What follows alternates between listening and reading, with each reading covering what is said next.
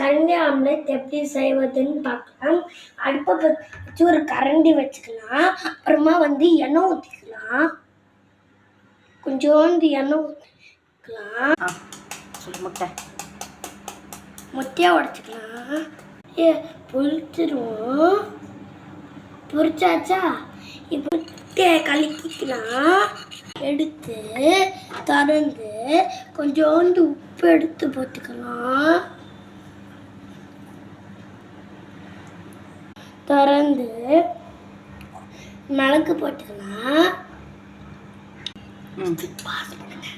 இன்னும் நல்லா கலக்கிக்கலாம். அப்போ நான் எடுத்து ஸ்பூன்ல இருந்து ஒவ்வொரு